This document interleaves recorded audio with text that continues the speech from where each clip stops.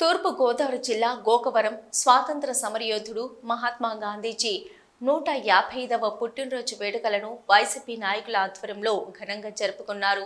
మహాత్మా గాంధీజీ విగ్రహానికి పూలమాలలు వేసి ఘనంగా నివాళులర్పించారు.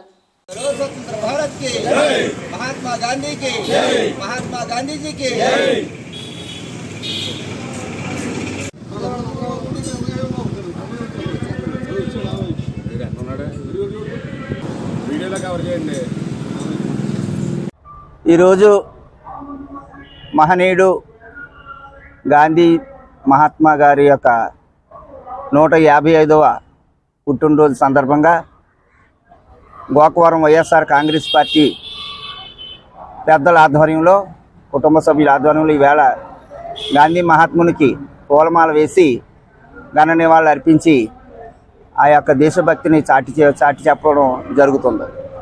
ఎందుకంటే శాంతి మార్గంలోనూ సత్యాగ్రహంతోనూ ఈ దేశానికి స్వాతంత్రం సాధించగలమనేటటువంటి ఒక దృఢ సంకల్పంతో ఆనాడు ఆయన తీసుకున్నటువంటి నిర్ణయాలు ఈనాడు గ్రామ స్వరాజ్యాలుగా మారాయని చెప్పి చెప్పక తప్పదు.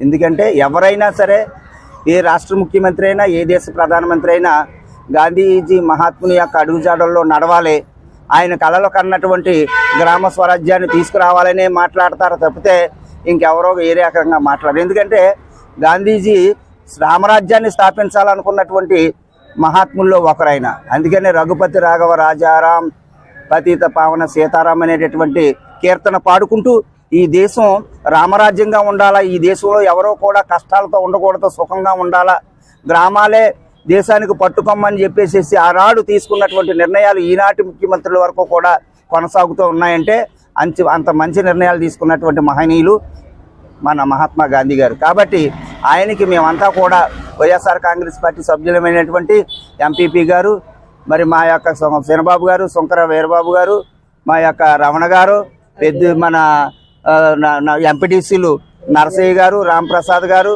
మరి వార్డు మెంబర్లు వీరచంద్రం గారు, మా యొక్క పార్టీ వ్యవస్థాపకులు కర్రి సూరారెడ్డి గారు, మరి అలాగే ఎంతోమంది పెద్దలందరూ కూడా, రాజు గారు, అందరూ నానాజీ గారు, వార్డు మెంబర్లు అందరూ కూడా ఈవేళ వైఎస్ఆర్ కాంగ్రెస్ పార్టీలో ఉన్నామని మేము దృఢంగా తెలియజేస్తూ, గాంధీజీ కలగన్న ఆశయంతోనే ఆనాటి నుంచి ఈనాటి వరకు కూడా జగన్మోహన్ రెడ్డి గారు ఈ యొక్క సచివాలయాలు స్థాపించి గాంధీజీ ఆశయాలన్నీ నెరవేర్చాలనుకున్నారు.